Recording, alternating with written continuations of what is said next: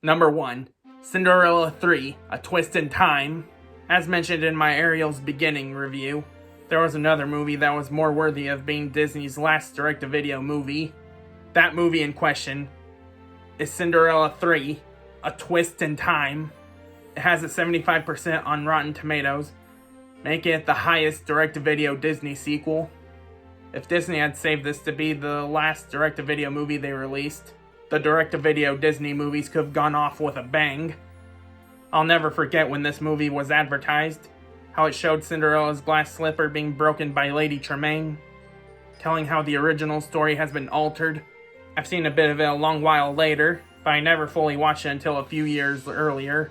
The movie takes place a year after the original Cinderella, on the anniversary of Cinderella and Prince Charming's wedding, of course.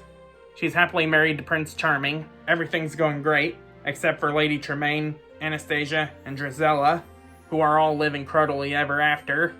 That is, until Lady Tremaine gets her hands on Fairy Godmother's wand, giving her the ability to go back in time and prevent Cinderella from getting her happily ever after. I gotta say though, doesn't Lady Tremaine feel like she's tortured Cinderella enough for all those years? I mean, her father died when she was a child, and Cinderella's been enduring being a scullery maid since childhood. Anyway, out of all the direct-to-video Disney sequels, this is the one they worked the hardest on.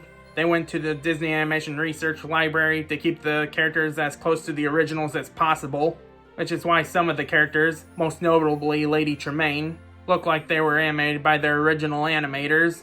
The director, Frank Neeson, watched the original movie several times to get inspiration for this movie. They even adapted the characters to be a bit more modern like the Disney Renaissance movies. The movie basically has the same plot as the Disney Cruise Line's musical Twice Charmed, which was developed at the same time as Twist in Time. However, despite sharing the same songwriting team, the similarities between the two are coincidental. Some of the scenes from the original movie were reanimated for this movie, because the original's aspect ratio wouldn't have worked for this movie. However, in some instances, the new animation looked worse than the original animation, which begs the question, why didn't they just trace over the original animation? I mean, Disney's done it multiple times with their own animation. But then again, if they had done that, they probably wouldn't have credited the 9 old men for the original animation.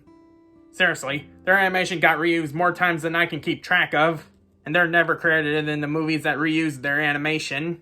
Even Beauty and the Beast used the final dance sequence from Sleeping Beauty, and I can't even find out who originally animated that scene.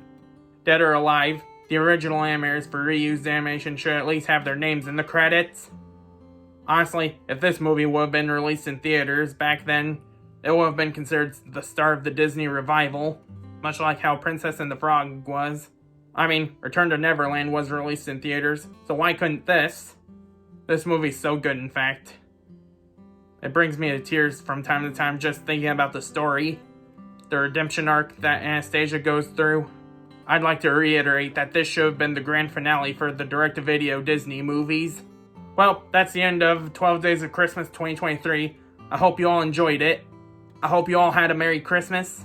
I hope you all have a Happy New Year. I hope to see you all on my channel again in 2024, with plenty of new reviews, storytime animations, and tutorials to look forward to. And I will see you next time.